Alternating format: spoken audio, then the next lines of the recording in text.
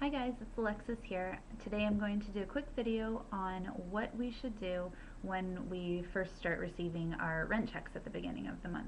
So first off, you do not collect a rent check before the 1st. That's a no-no, the residents know that. But once the rent checks do come in, I'm going to kind of explain what to do from there. So when you get a check, it will look like this. This is our little imaginary check for this purpose. It's my old checks.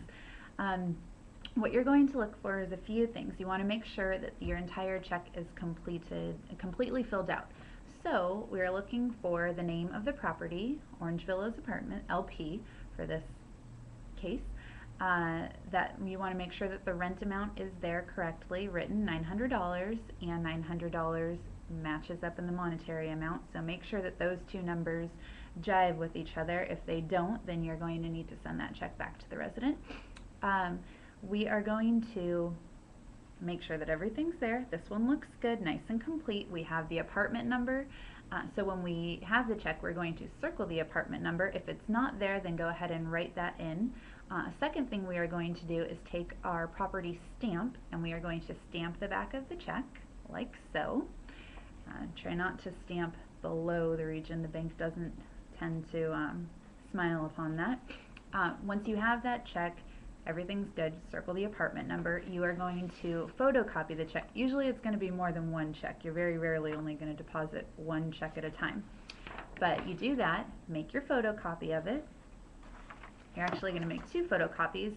One is going to remain with you on the property. The other is going to be turned into property management with your end of the month reports. That's a different ballgame. We'll get to that a little bit later. Once you've made your copy, you are going to take your deposit slip book and you are going to list the check there. So you're going to make sure that you have the date, and that everything is completely filled out on this line. So what you're doing is you're going to write the apartment number on the left-hand side. So for this example, we're dealing with apartment 88, a fictional apartment that doesn't exist for Orange Villas. Then we are going to write our ACH routing transit number right here. Now this is particular to each financial institution. So 1649 is the code for Union Bank.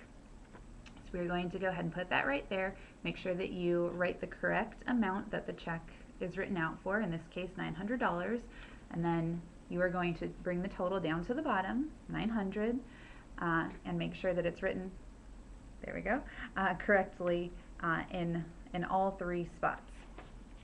So once you've completed this form, you are also going to make a copy of this.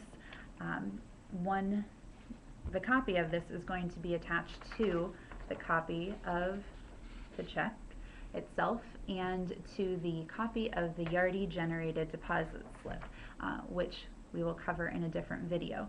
But you want to make sure that you're as thorough and accurate as you can be. If you need to lock your door, close the blinds, do whatever so your residents aren't bothering you during this time, then go ahead and do so. Make sure that we never deposit a check for security deposits and operating accounts into the same on the same slip. So your security deposits have their own deposit slip book.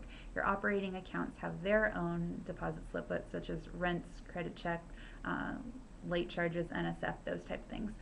So make sure that those two stay separated, and we will continue with the videos in a bit.